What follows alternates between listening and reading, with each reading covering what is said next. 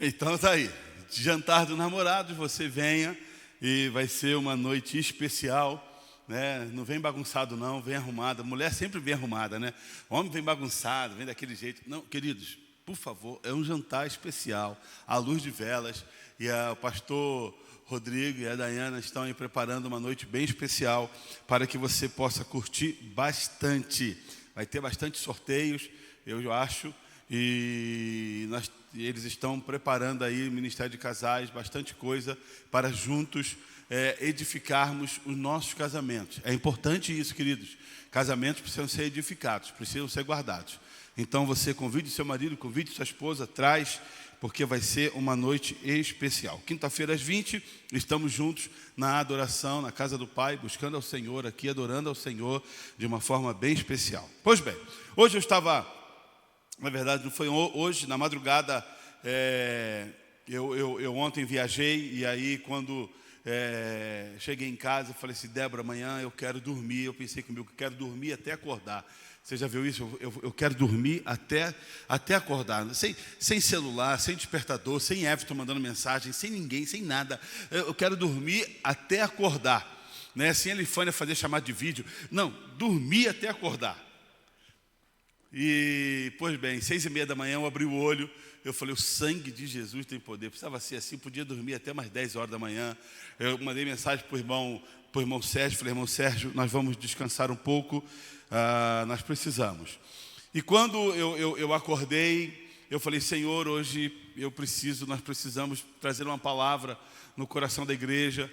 E aí a palavra que veio no meu coração foi a seguinte, Jesus cuida de nós. Ele cuida de você, querido? Ele cuida da tua vida aí, amém? Ele cuida de mim, Ele cuida de cada um de nós, né? O fato do Senhor cuidar de mim e de você não quer dizer que nós não passamos por problemas. Meu pai e minha mãe sempre cuidaram muito de mim, a ponto de 11 horas da noite tinha que estar em casa. Talvez você fale assim, que isso, pastor? 11 horas da noite, eu não tenho nem hora para chegar. Certo não está você, né? Certo estava lá os dois que marcavam o horário. 11 horas eu quero você em casa. Não tem história. O cuidado, o apreço para que tudo dê certo. Mas mesmo com todo o cuidado deles, isso não me impossibilitava de passar por lutas, de passar por problemas. E de muitas vezes eu falava para ele, pai, mãe, eu estou passando por problemas. Eles falavam assim, cara, se vira. Você plantou isso aí. Você regou esse problema aí. Agora você dá os seus pulos. Você resolve isso aí. E por muitas vezes eu tive que, de fato, dar os meus pulos e conversar e resolver algumas coisas que eu mesmo tinha feito. Outros, não. Outros eu tinha ali ele presente e a segurança. Uma eu não esqueço nunca mais, eu já estava namorando com a Débora e eu vendia consórcio da Sharp. Quem já comprou consórcio da Sharp aí? Ninguém comprou consórcio da Sharp? Você já comprou consórcio da Sharp? Militar sempre compra consórcio da Sharp. A gente entrava na vila dos militares, militares sempre gostou de um consórcio. E eu sempre abastecia no mesmo posto. Não sei quem é da época que cartão de crédito não tinha maquininha. Você colocava no papelete, eles colocavam o papelete e fazia assim, ó, trac, trac. E você assinava um papelzinho. E eu abastecia sempre no mesmo posto. Isso é antigo, irmão. Meu Deus, como eu estou ficando velho. Isso é antigo. E o bom é que o Renato está assim, ó. Eu lembro, eu sou dessa época. E aí o posto, um dia eu cheguei para abastecer no mesmo posto, o dono do posto me chamou e falou assim, vem cá, seu Jorge. Falei, pois não. O senhor pode me explicar isso aqui? A Credit Card devolveu um tanto de papeleta, de coisa de maquininha. Eu falei, não, eu não tenho como te explicar. Você que tinha que me explicar o que é isso. O que é isso? É porque a Credit Card falou que o senhor é estelionatário. Aí eu falei, eu? Falei, cara, se eu fosse estelionatário, eu não estaria aqui de novo abastecendo. Abasteci aqui uma vez e ia embora. E ele falou, eu gostaria que o senhor não saísse daqui porque eu estou chamando a polícia. Falei, cara, você está louco, vou chamar a polícia. Eu vou chamar a polícia. E não deu 5 minutos, era no centro de Campinas, chegou o carro da polícia, assim, como se eu fosse bandido. E eu falei, o sangue de Jesus tem poder. E aí o cara falou assim, me explica isso aí, meu amigo, o que está acontecendo? Eu falei, não está acontecendo nada, irmão. Eu venho aqui abastecer todo dia e a Credit Card devolveu, isso não é culpa minha, o cartão está em dia. está em dia, tá pago. Mas não está aparecendo, e aquela conversa toda, vamos para a delegacia. Eu entrei no meu carro, que nem meu carro, o carro da Débora, um fusquinha amarelo, maravilhoso, 76, e fui para a polícia. Chegamos na polícia, um delegado abençoado, aqueles bem doce, calmo, sereno, tranquilo, falou assim: conhece esse golpe, esse cara tem cara de bandido, vê de onde ele é. Pegou meu RG, quando puxou, era do Rio de Janeiro. Esse cara carioca veio de lá para cá para poder dar golpe em todo mundo, esse é safado, já põe na jaula já. Falei: que põe na jaula, meu amigo? No seminário, com o maior cara de santo. Falei: que põe na jaula o quê? Você está louco? Não, eu estou aqui porque eu vim estudar, eu sou crente. Vem estudar o quê? Para ser pastor. É bandido mesmo. Prende esse miserável. Eu falei: cara, o que está acontecendo? Irmãos, assim, a delegacia cheia, a gente algemado. Eu falei: meu Deus, o que está acontecendo? E o cara falou assim: olha, o senhor tem até 5 horas da tarde para poder provar que o senhor não é estelionatário. Eu falei: tá bom. Aí eu lembro que eu saí, tinha um orelhão. Quem lembra de orelhão? E hoje tem celular. Eu peguei o cartãozinho do orelhão, coloquei lá, liguei para meu pai. Meu pai, pelo amor de Deus, eu vou preso, pai. O que está acontecendo? Pai, por que aconteceu isso? Onde você está? Eu estou na delegacia. Me espera aí. E o cara era brabo, hein? Me espera aí. Irmãos, ele morava no Rio de Janeiro. Eu estava a 500 quilômetros dele. Quando chegou praticamente na hora do almoço, ele chegou lá. E eu fiquei, irmãos, pensa num cara orgulhoso. Pegou avião, pegou dinheiro que não tinha, pegou emprestado, ele virou no giraia, arrumou o dinheiro, chegou lá, falou: vamos lá na Credicar agora. Fomos, ajeitou, e realmente foi um erro da Credicar. Ele entrou na delegacia, e meu pai sempre foi metido advogado que nunca foi. Nunca estudou, nunca terminou o estudo, mas era advogado, era contador, era tudo que você podia pensar. Se você falasse uma profissão, ele era. Fala aí: psicólogo, ele era psicólogo. Ele era advogado. Então ele entrou lá e bagunçou na delegacia, e conclusão da história, acertou tudo, pegou o ônibus e foi embora. Sempre que às vezes eu passava por alguns problemas, principalmente antes de casar, o telefone era certo tocar na casa do meu pai, porque eu sabia que ele vinha me socorrer. Eu sabia. Ele tinha as suas impossibilidades, mas ele vinha no meu cuidado. Ele vinha de um jeito ou de outro e fazia, e eu sinto muita falta dele, e ele fazia toda a diferença. Quando eu li esse texto foi inevitável me lembrar sobre isso. Jesus cuida. Ele cuida da minha vida assim como cuida de você. Ele sabe dos momentos mais difíceis em que nós passamos e que estamos passando. E por saber disso, Ele continua cuidando. O texto que eu quero compartilhar com os irmãos é um texto maravilhoso, que hoje no frio eu fiquei imaginando. Sabe aquele texto em que Jesus, ele morre, ele vai aos céus, e depois ele vem para Tomé, e depois ele volta de novo, e ele se apresenta aos seus discípulos. E quando os discípulos estavam pescando, na segunda pesca maravilhosa, os discípulos passaram a noite pescando, e quando chega de manhã, eles estão vindo, e a Bíblia fala aproximadamente 92 metros da praia, ainda em mar. Eles olham um homem sentado com uma fogueira acesa, assando um peixinho. Eu falei: Jesus, eu comi esse peixinho agora de manhã. Eu comi um peixinho com um pãozinho, assadinho na brasa, na beira da praia. Legal.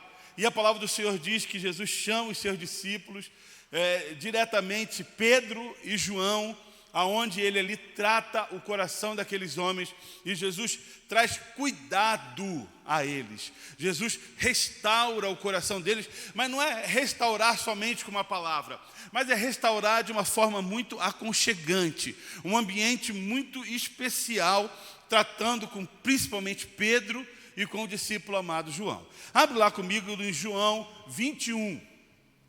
Livro de João 21, o amado. Do versículo 1 ao versículo 12.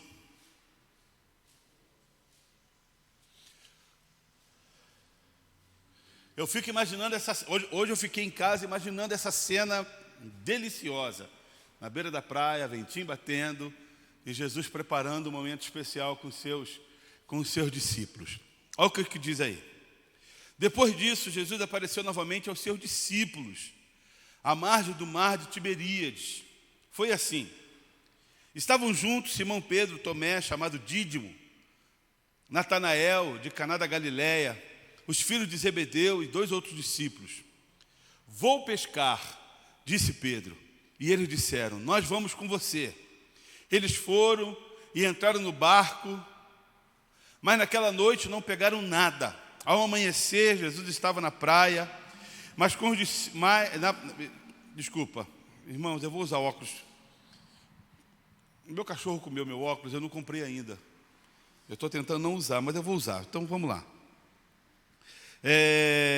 Eles foram entrar... Não, vou pescar, vamos aí. Vou pescar, disse Simão Pedro. E eles disseram, nós vamos junto com você. Eles foram e entraram no barco, mas naquela noite não pegaram nada. Ao amanhecer, Jesus estava na praia, mas os discípulos não o reconheceram. Ele lhe perguntou, filho, vocês têm algo para comer? Não, respondeu eles. Ele disse, lance a rede ao lado direito do barco, e vocês encontrarão. Eles a lançaram e não conseguiram recolher as redes. Tal era a quantidade de peixe. O discípulo a qual Jesus amava, ou seja, João, disse a Pedro, é o Senhor. Simão Pedro, ouvindo dizer isso, vestiu a capa, pois havia tirado, e lançou-se ao mar. Os outros discípulos vieram no barco, arrastando a rede cheia de peixe, pois estavam apenas a cerca de 90 metros da praia. Quando desembarcaram, viram ali uma fogueira, peixes sobre a brasa e um pouco de pão. Jesus disse-lhe, traga algum dos peixes que acabaram de pescar. Simão Pedro entrou no barco e arrastou a rede para a praia, e elas estavam cheias. Tinha 153 grandes peixes. Embora houvesse tantos peixes, a rede não se rompia. Jesus lhe disse, venham comer. Nenhum dos discípulos tinham coragem de perguntar, quem és tu? Sabiam que eram o Senhor. Somente aí, se você continuar o texto, você vai ver aquela passagem que Jesus faz novamente com Pedro. Tu me amas, Pedro, apacenta minhas ovelhas, tu me amas. E Jesus repete novamente esse procedimento com ele para um tratar com a vida direta de Pedro. Ok, mas eu quero parar até aqui. O que está acontecendo nesse momento aqui? Jesus foi aos céus, os discípulos queridos estavam, você imagina, esses homens eram pescadores e no mesmo mar, na mesma circunstância, no mesmo local, Jesus, há 3 anos e meio antes, foi lá, nesse mesmo local, encontrar-se com Pedro. Você lembra da pesca maravilhosa? Que ele entra no barco, fala à multidão, agora fala, agora entra para dentro do mar, para que vocês possam pescar. Ele fala, Senhor, nós passamos a noite inteira pescando e não conseguimos pegar nada. E Jesus fala, então lança a rede. E a palavra do Senhor diz, na primeira pesca maravilhosa, que eles pegaram tanto peixe que o barco quase afundou, chamou outros barcos que também quase afundaram de tanto peixe que pegaram aquele dia. Eles voltam para a beira do mar e quando chegam ali, Jesus convida Pedro a largar tudo e fala, vem comigo, porque a partir de hoje você será pescador de homem. Nesse mesmo local estavam os discípulos. Nesse mesmo mar estavam lá pós-morte, ressurreição, aparição, assunção do Senhor aos céus. Ok, eles estavam ali. Qual que era a expectativa? Havia uma promessa. Havia algo já pré-estabelecido pelo Senhor que eles ficassem esperando, porque eles seriam cheios do Espírito Santo. Eles seriam cheios, algo iria acontecer. Eles não sabiam o dia, eles não sabiam o momento, mas o Senhor falou, fiquem juntos, porque vai acontecer. Pedro, como um pescador nato, um homem que nasceu na pesca, um homem que vivia da pesca, tinha, o primeiro texto, tinha uma empresa de pesca. Pedro falou, sabendo uma coisa? Eu vou aliviar minha mente, o meu estresse, o meu cansaço, a minha preocupação, a minha falta do Senhor. Eu vivi 3 anos e meio com Ele. Eu vou aliviar minha falta do Senhor, eu vou pescar. E os outros discípulos falaram assim, então vamos juntos. Vamos entrar no mar e vamos ver o que acontece. A palavra do Senhor diz que eles passam a noite inteira e não pegam nada. Olha a história se repetindo. E não pegam nada. Voltando ao mar, Jesus estava lá, mas a palavra do Senhor diz que eles não reconheceram o Senhor. Aproximadamente 92 metros de distância. E Jesus fala com eles. João, o discípulo amado e amado, conhece a voz, porque se a Débora fala comigo, eu reconheço a voz da Débora, porque eu a amo. João, o discípulo amado, ouviu a voz do Senhor e falou assim: é o Senhor. Pedro, no impulso, põe a capa e mergulha. O que quer dizer Pedro colocar a capa? Pedro, um pescador, provavelmente estava de short, sem camisa, pescando à vontade. Ele não iria se apresentar ao Senhor desse jeito. Por isso que ele pega a capa e põe sobre ele para encontrar-se com o Senhor. Porque há tanta especulação de um assunto chamado capa.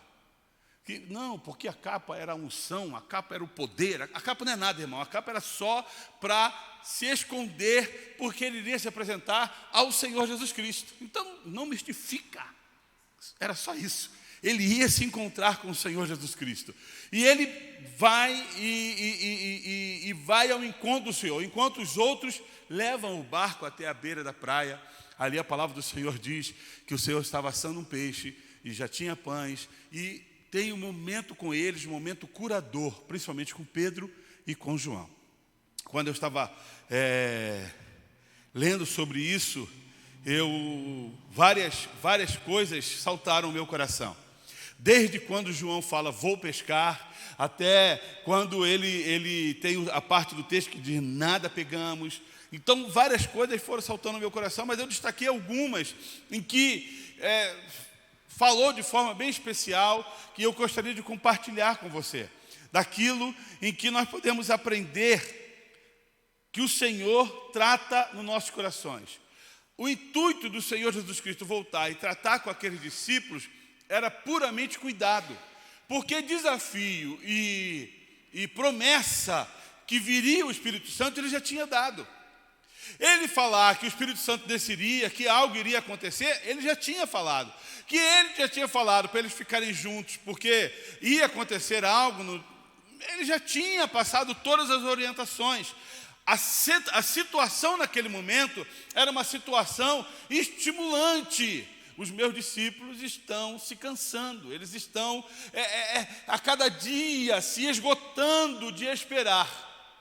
Você já foi a algum lugar que você tem que esperar e você fala assim, eu vou embora, sem ser recebido? Eu já fui isso. Você vai no hospital e tem 50 pessoas na sua frente, e você vê que o médico saiu para o almoço, e depois tem troca de plantão, e as coisas não fluem, e você fala, meu Deus, já estou aqui há 4 horas, eu não fui atendido, ainda tem 30 na minha frente, eu vou embora, a doença até passa. Não, eu vou embora, não vou ficar aqui não vou ficar aqui não. A preocupação nesse momento era exatamente isso, era uma enfermidade emocional da alma, houve uma promessa, houve daquilo que foi falado, mas ainda não aconteceu. E quando vai acontecer?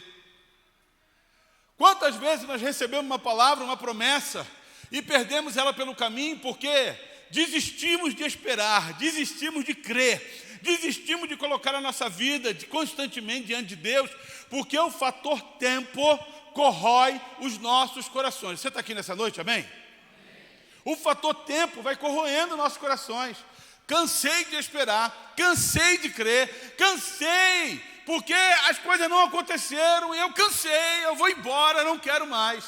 E na verdade, irmãos, Deus faz as coisas no tempo certo, na hora certa, do jeito que Ele quer, na forma que Ele quer. E a única coisa que nós devemos entender é que eu e você somos vasos, e vasos na mão desse oleiro, que Ele enche a hora que Ele quer, e faz a obra dele acontecer da forma que quer. E Jesus veio de uma forma de cuidado com esses homens.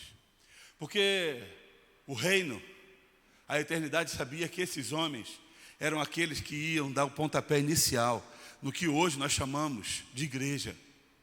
Esses homens eram aqueles que iam, Pedro ia pregar, e 2.000 pessoas iam se converter, 3.000 pessoas, 5.000 iriam se converter. Eles sabiam que Jesus sabia o que iria acontecer, o que estava por vir.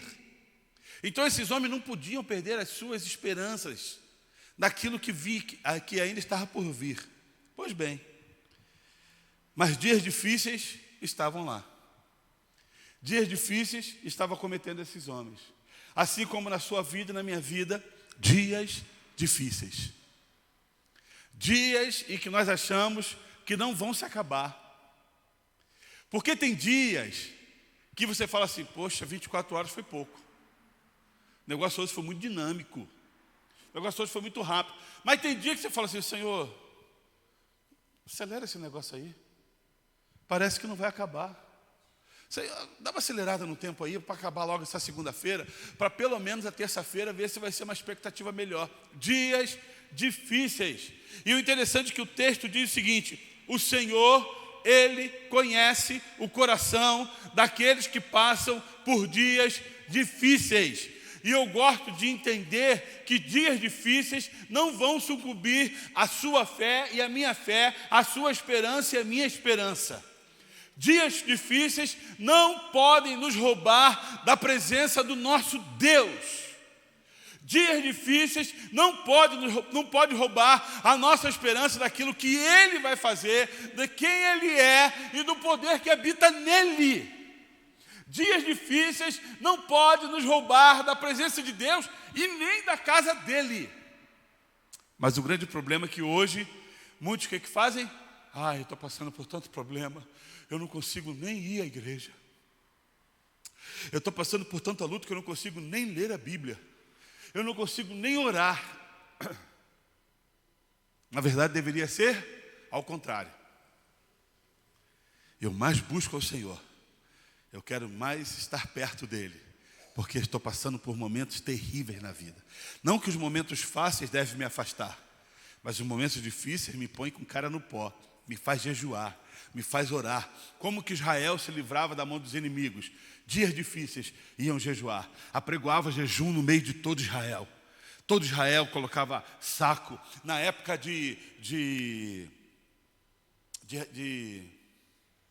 na época de Esther, Hadassah, peça para todo Israel se vestir, porque Israel não pode ser destruído. Eu vou chegar diante do rei para falar, mas preciso que Israel esteja orando, porque estamos passando por tempos difíceis. Dias difíceis não podem roubar a minha e a sua esperança. Dias difíceis não podem nos tirar da presença de Deus. Dias difíceis não podem nos distrair. Guarda isso em seu coração, queridos. A tendência humana é tentar se distrair em momentos de lutas da vida. Eu estou com tanta luta aqui, hoje eu vou aproveitar e vou tomar uma cervejinha. Eu queria entender isso. Onde está a solução nisso? Eu estou passando por tanta luta aqui, eu vou aproveitar e vou me prostituir. Eu estou passando por tanta luta aqui, eu vou pegar e vou viver a vida durante 24 horas, a Deus dará. Deus dará não, o diabo dará. Porque se Deus dá, é bom. O diabo deu. Não, isso não tem lógica. Dias difíceis não podem distrair a nossa mente, o nosso coração e, acima de tudo, o seu propósito. Não pode, querido. Mas outra coisa que eu aprendo, que a tentativa humana é de tentar melhorar. O que Pedro fala? Gente, faz o seguinte, eu vou pescar. Eu vou pescar para tentar aliviar esse momento. Eu vou tentar melhorar esse momento. Não era uma tentativa de abandono. Alguns até falam, e há uma explicação teológica que Pedro não estava abandonando a fé para voltar a ser um empresário da pesca. Pedro estava naquele momento conhecedor do seu propósito, mas também entendedor do que estava acontecendo. Eu vou aliviar a minha mente, eu vou aliviar meu coração, eu vou pescar, porque é o que me dá prazer. Para o músico, para quem toca um instrumento, quando está passando por luta, o que ele gosta de fazer? Ele senta, pega um violão. Meu amor já foi. Oi, oi, oi, meu amor já vai. Aquilo ali alivia. Você já viu que eu não sou músico. Aquilo ali alivia o coração dele. Ele toca, ele canta, ele adora. Para quem gosta de fazer outra coisa, para quem gosta de mexer com mecânica, vai mexer no carro. Quebra para consertar de novo. Porque é o meio de se desestressar. Eu nem sei o que eu faço, eu como, né?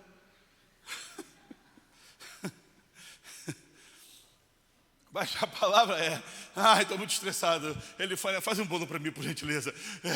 Estou muito estressado. Faz aquele bolo de chocolate com bastante recheio, que chega lá em casa e a gente come mais da metade. Aí fica o outro lá brigando com a Esther. Mas bem, é importante entendermos isso, queridos.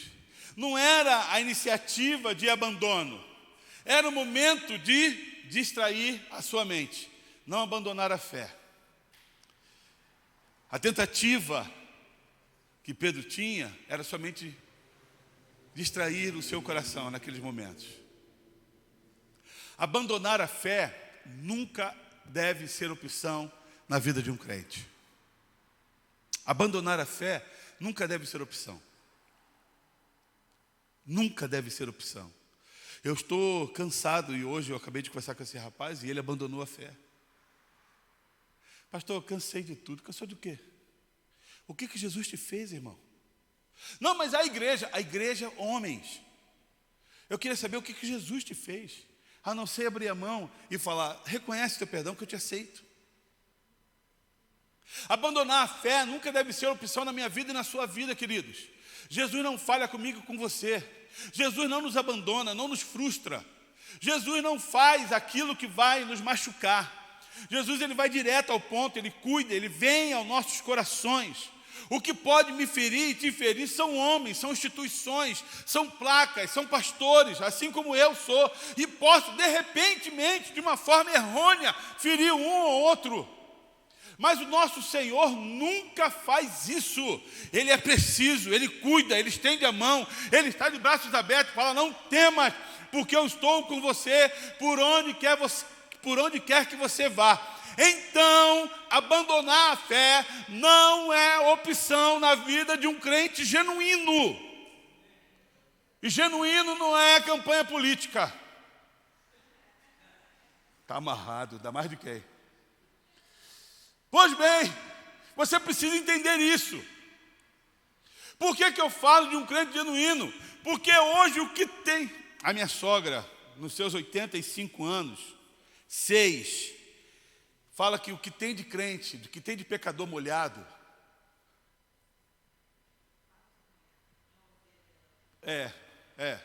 ela fala que não é ovelha que foi molhada e lavada e transformada, são patos molhados.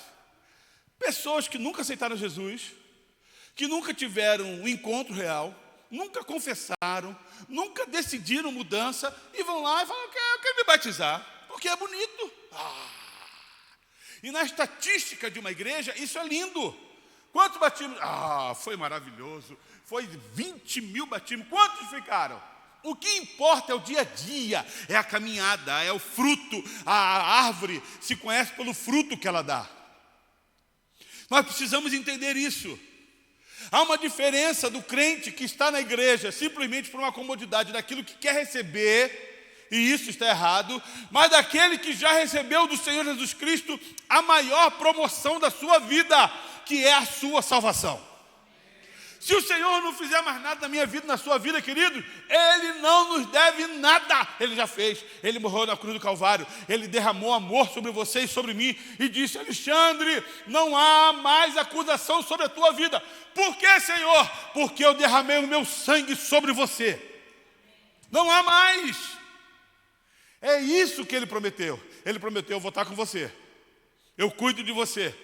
Mas caminhe comigo todos os dias. Crentes sinceros, reais, transparentes, e que não negociam a possibilidade de largar a sua fé, de negligenciar a sua fé, de sair da presença do Senhor. Pedro não estava fazendo isso. Pedro estava no momento, eu preciso distrair minha cabeça, até que do alto sejamos revestidos do poder. Até que do alto sejamos revestidos do poder. Não deu prazo, não deu dia, não deu hora, mas o Senhor prometeu. E se Ele prometeu, Ele vai cumprir. Jesus usou aqui uma coisa muito interessante. Uma situação bem importante para mexer com aqueles homens. Quando Jesus chega para eles, fala assim, vocês têm o que comer aí? Não era porque Jesus não tinha o que oferecer, porque o peixe já estava na brasa. O pão já estava pronto. Jesus tinha o que oferecer. Mas Jesus sabia também, como onisciente, que aqueles homens não tinham pego nada. Então faz o seguinte, pega as suas redes, joga do lado direito do barco. 53 grandes peixes. Eles puxaram. 153, obrigado. Esqueci o 100. Uma diferença pouca, né? 153 grandes peixes eles puxaram e colocaram no barco.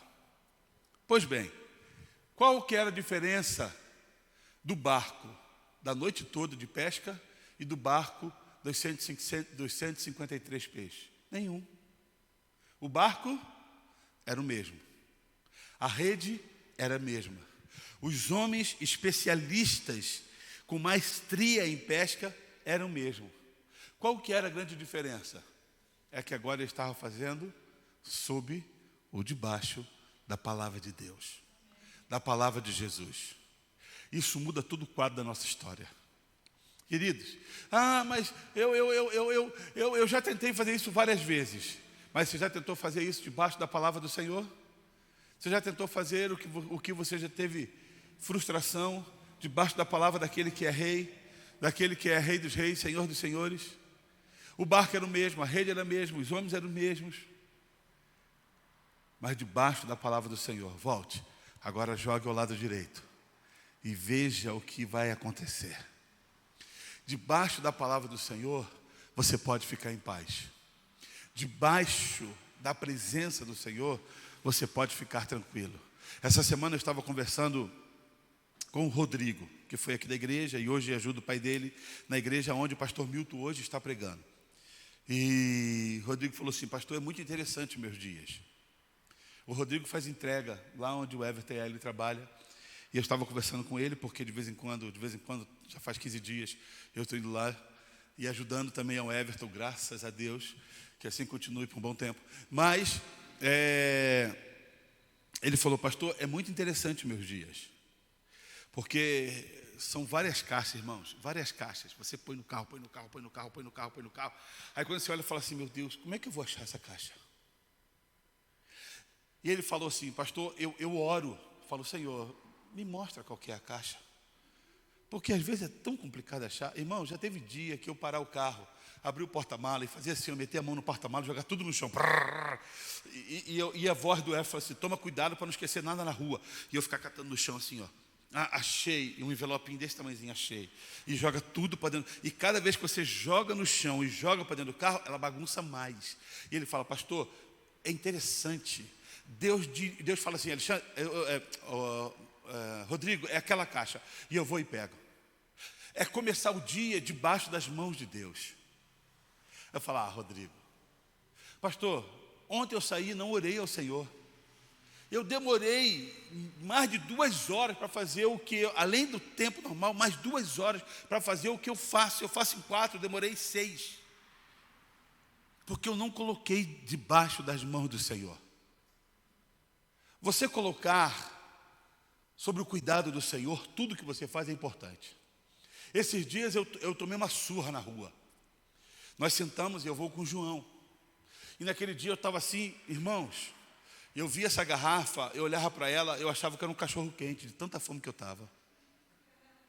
Eu estava assim, uma fome, mandei mensagem para ela: você já almoçou? Sei lá, que de repente eu podia convidar. E eu parei no lugar e fui, o cara veio e colocou um prato de feijoada, uma quarta-feira, uma feijoada, sentou o João, sentou eu. Irmão, aquele prato nem chegou na mesa. Quando chegou, eu comi assim, desesperadamente. Aí quando eu levantei os olhos, o João estava assim, ó. Aquilo bateu no meu estômago ruim, irmão. Aí eu falei: pô, João, você devia ter comido, irmão.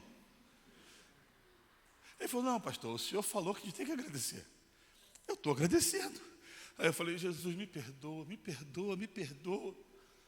Eu estava com muita fome e eu nem lembrei de agradecer. Aí o João piorou a história, falando: pastor, não se preocupa não. No final do dia, quando você vai dormir, você não fala: Senhor, muito obrigado por tudo que aconteceu nesse dia. Já está a refeição que o senhor orou. Aí João, fica quieto, vai, irmão. Você está piorando a coisa, irmão. Mas quantas vezes, são coisas simples, mas quantas vezes você vai fazer uma coisa e esquece de colocar sob o cuidado de Deus? Esquece, ou não ora, ou não busca, ou não consagra, ou não entende que Deus, Ele cuida de mim e de você em todos os momentos e em todas as coisas das nossas vidas. Não são em algumas, Ele cuida em todos os momentos, é importante nós entendermos isso. O barco era o mesmo, a rede era a mesma, os homens eram os mesmos, mas como foi para debaixo da palavra do Senhor, 153 grandes peixes encheram aquele barco.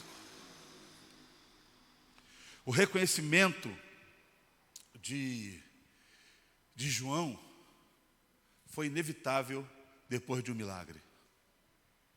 João olha ali, vê o peixe, e quando ele olha, ele fala assim, é o Senhor. E isso Deus falou na minha vida de uma forma muito especial. Sabe, Alexandre, quantas vezes eu faço milagres na vida da igreja e a igreja não consegue reconhecer que sou eu? Quantas vezes eu faço milagre na vida da igreja e a igreja não consegue reconhecer que eu sou o Senhor sobre a vida deles? Aí você fala assim, que milagre Ele fez na minha vida? Nunca tive câncer. Eu nunca tive problema no coração. Eu nem peguei Covid para poder orar e pedir para Deus me curar. Nunca aconteceu nada de demais na minha vida. Que milagre o Senhor faz para eu poder reconhecer? Agora deixa eu te explicar uma coisa, queridos. O fato de você estar aqui, isso é dom de vida, e dom de vida vem do Senhor. Era para eu e você já reconhecermos o milagre da vida que Deus tem dado a nós. O fato de você estar sentado, está bem, está tudo bem. Talvez não do jeito que você queira, mas você está bem. Quando você sair daqui, possivelmente você vai para uma casa, possivelmente você vai deitar numa cama, possivelmente você vai se cobrir do frio. Amanhã, possivelmente, você tem um emprego e o André um novo emprego. Então isso já é motivo de você agradecer a Deus pelo milagre constante que Ele derrama sobre a sua vida e sobre a minha vida. Sabe quando João reconheceu que era Jesus? Quando puxou 153 grandes peixes. Quando ele olhou, falou, opa, alguma coisa está errada. Eu pesquei a noite inteira e não pegamos nada. Mas quando eu puxei e vi 153 grandes peixes, é o Senhor Jesus Cristo. E só consegue reconhecer isso quem tem uma experiência com o Senhor. Só consegue reconhecer milagre quem vê o Senhor. Só consegue reconhecer milagre quem vive com o Senhor. Sabe por que João conseguiu entender isso? Porque 3 anos e meio atrás, antes de tudo começar, ele passou com Pedro essa experiência do grande milagre da multiplicação. Da multiplicação não, da pesca maravilhosa. Da multiplicação dos pães e dos peixes também. A importância de você reconhecer. E quando você reconhecer o milagre, ele abre a nossa perspectiva daquilo que Deus é. O reconhecimento de um milagre diário abre a nossa perspectiva daquilo que Deus é e daquilo que Deus faz, daquilo que Ele pode, e abre a nossa perspectiva do cuidado dEle sobre as nossas vidas. O que eu vejo de crente reclamando, pastor, a minha vida não é boa, eu não consigo nem orar. Bem, você ainda tem vida para ter vida, você ainda tem vida para poder ter problema. Porque no cemitério tem várias pessoas que não têm problema. Pelo menos aqui nessa terra. Então você escolha. Bem, eu prefiro então ter problema. Porque se diz que eu estou vivo. O reconhecimento do milagre muda a nossa perspectiva da visão daquilo que Deus é. É importante você reconhecer o milagre do Senhor todos os dias. É importante você fazer isso. Eu levantar, olhar no quarto da Esther e ver a Esther deitada, eu louvar a Deus. Por quê? Porque a Esther é um milagre sobre as nossas vidas. Como que um homem e uma mulher vai gerar vida? Só a mão de Deus. Quando eu reconheço que eu acordo e eu sento na cama, e eu falo, Senhor, obrigado. Porque eu consegui dormir e acordar. Porque quantos deitam e não acordam? Morrem. Senhor, tome esse dia nas tuas mãos. Hoje eu tenho muita coisa para fazer. Eu não estou falando que eu paro e fico 3 horas ali orando. Não, não é isso. Mas, Senhor, eu quero te louvar. E quando eu paro e faço isso, a perspectiva da minha visão do dia muda. A sua ótica do dia muda. Você não acorda amaldiçoando e desgraçando. Dia miserável, tanta coisa para fazer, acorda, seu vagabundo, vai fazer. Não, não, não, não, não, não, não. Você muda a perspectiva da visão, do olhar do seu dia. Por quê? Porque reconhece que o Senhor está na tua vida. Irmãos, eu tenho só mais 10 para poder falar. Porque foi uma forma muito especial que Deus foi falando comigo. Mas eu vou falar a última. Pedro põe a sua capa e vai ao encontro do Senhor Jesus Cristo. Como eu falei, Pedro, pescador, passou a noite pescando. Como normalmente ele deveria estar? Short, sem camisa, ou de camiseta, sem camiseta. Não importa, mas estava pescando, à vontade. Quando João fala, é o Senhor. A palavra de Deus fala que Pedro fez? Põe a sua capa e... Porque ele sabia que ele ia nadar e ia chegar mais rápido do que o barco. Ele vai ao encontro do Senhor Jesus Cristo. A palavra do Senhor diz que estava aproximadamente 90 metros, 92 metros, alguns dizem 90 metros. Talvez a água ainda estivesse com o pé no chão. Ele põe a sua capa para ir ao Senhor. O que eu consigo entender? Que para eu e você irmos até o Senhor, o colocar a capa é o reconhecer quem eu sou e quem Ele é. Colocar a sua capa é reconhecer da minha fragilidade, reconhecer que eu não sou nada, e eu colocando a capa é o respeito e a autoridade que Ele tem sobre a minha vida. Sabe que muitos crentes não vivem um evangelho como se deve viver? Porque não conseguem ver no Senhor um Senhor. Acha que o Senhor é um amiguinho de escola. E que amiguinho de escola, você chega e aí, cara? Não, não, não, não, não, não. Com o Senhor você não trata assim, irmão. Não, pastor, porque a minha vida cristã é de autoridade, aleluia. Eu piso na cabeça da serpente, eu caminho, eu vou. A palavra do Senhor diz que eu tenho toda a autoridade e eu coloco Deus contra a parede. Não é assim. Ele é Senhor dos senhores, Ele é Rei dos reis, Criador dos céus, da terra e do mar. Ele é o Senhor de todas as coisas e eu e você às vezes achamos que somos alguma coisa diante desse Deus.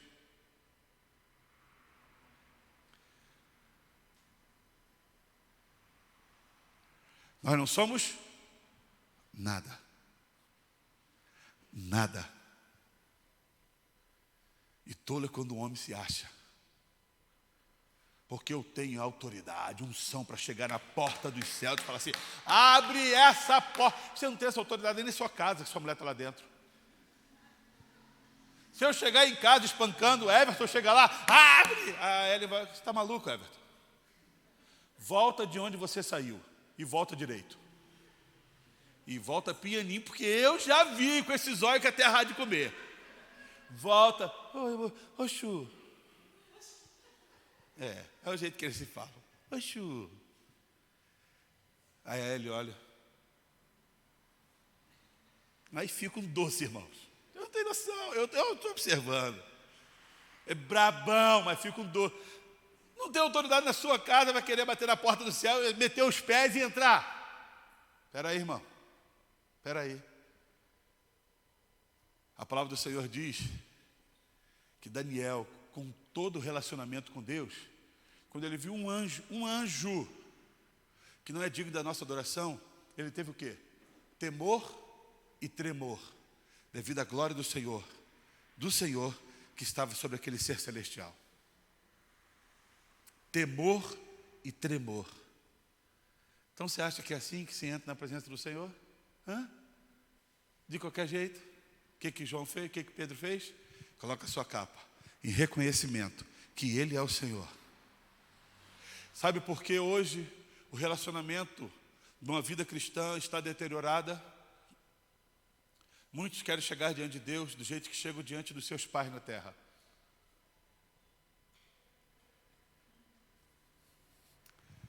E só abrindo parênteses para os senhores pais que estão aqui, inclusive eu.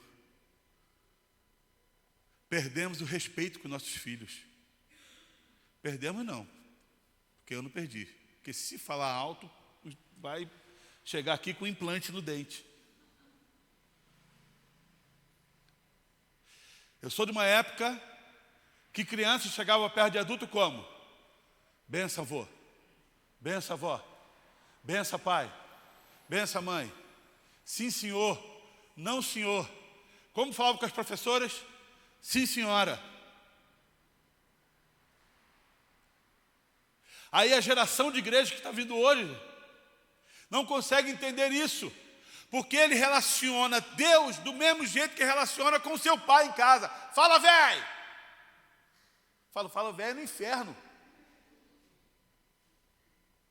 Você fala direito comigo. Não é assim. É ô pai, ô mãe. E se for do Nordeste, manhinha, painho. E tem que falar assim.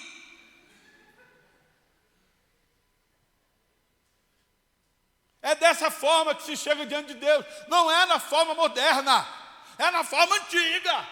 É como Abraão chegou. É como Noé chegou. É como Moisés chegou. Tira a sandália dos pés, porque a terra que você pisa, negão, é santa. Você chega diante de mim de cabeça baixa, reconhecendo quem eu sou e quem você é. Não é chegando com o pé na parede, não. É chegando pianinho e falando, Deus tem misericórdia. Deus tem misericórdia. Fale o homem que sou. Fale o homem que sou. Porque a história mostra. E uma pena que mudou. A graça fez isso. O cara escreveu, não leu. Jesus fazia o quê? Deus fazia o quê? Fulminava. Os servos da época eram pianinho. Por quê? Deus fulminava. Oi, pastor, hoje eu vivo debaixo da graça. Eu chego de qualquer jeito, eu vou de qualquer jeito, eu falo de qualquer jeito, porque afinal de contas é o meu paizão. Porque o relacionamento e a imagem de um Deus se deteriora quando você tem o relacionamento deteriorado com o seu pai, com uma autoridade nessa terra.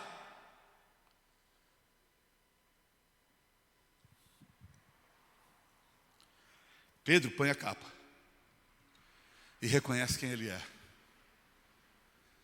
Igreja, está na hora de nós colocarmos as nossas capas. Está na hora de nós reconhecermos quem ele é e quem nós somos. Está na hora de reconhecer a nossa dependência dele. Porque, como o versículo diz, e como nós pegamos isso como tema, porque dele nós vivemos, movemos e existimos. Porque sem ele, nós não somos nada. Porque dele nós vivemos, nós movemos e nós existimos. Porque sem ele, nós não somos nada. Eu gostaria que você guardasse isso no seu coração. Chegue diante do Senhor com o seu coração quebrantado, reconhecendo quem ele é. E não achando que ele tem a obrigação, que ele tem o dever, mas que ele, pela graça e o amor que transborda no coração dele, alcança a sua vida e a minha vida. Eu tenho dezenas de coisas para poder falar desse texto, porque foi um tratar do Senhor com a minha vida, mas que possa ser com a sua vida nessa noite. Imagina a cena, o Senhor Jesus Cristo hoje, a fogueira acesa, o peixe na brasa, os pães assados, e falando, Decarle, vem até mim. Elifânia, pode vir. Pode vir. Porque eu estou aqui. E eu vou te trazer uma nova esperança e perspectiva daquilo que eu já falei sobre a tua vida. Eu vou realimentar o teu coração para que você seja impulsionado a continuar desse projeto que o Senhor já começou na tua vida. Vamos ficar de pé?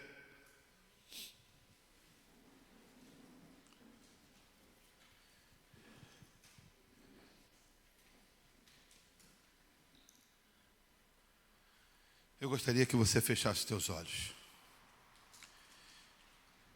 E enquanto o pastor Rodrigo vai dedilhar um cântico no violão, eu gostaria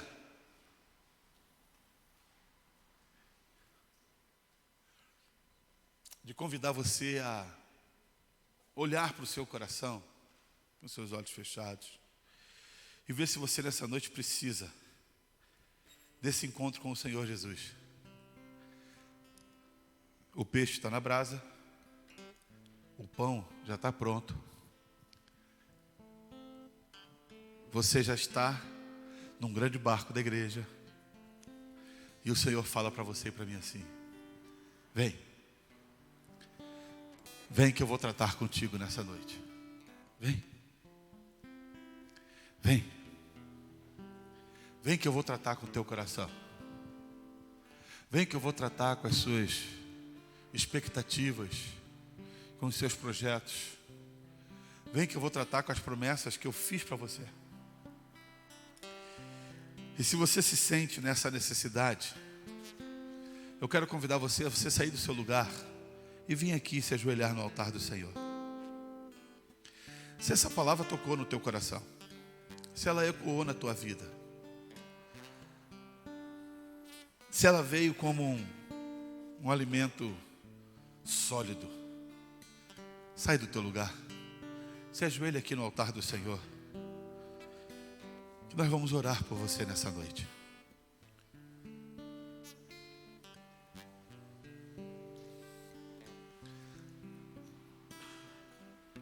Há uma promessa que foi dita: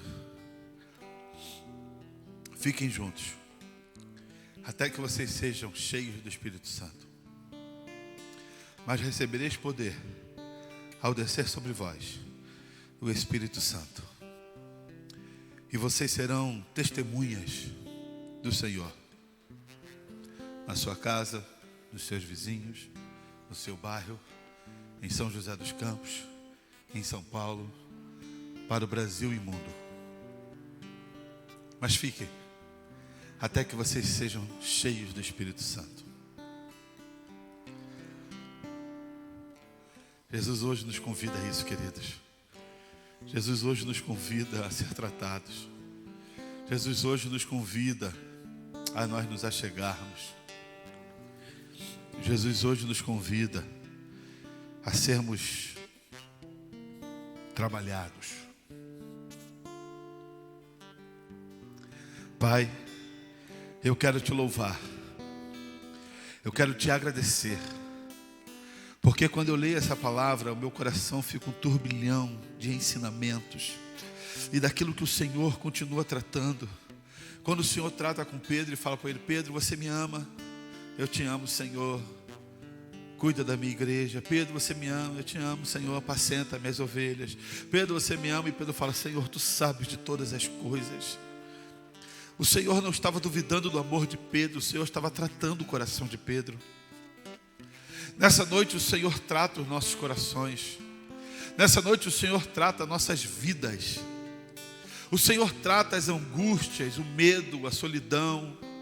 O Senhor trata às vezes a falta do toque, a falta da unção, a chama que está quase se apagando. Nessa noite sopra do teu Espírito Santo. Nessa noite sopra da tua unção sobre a vida de cada um desses irmãos. Sopra, Senhor.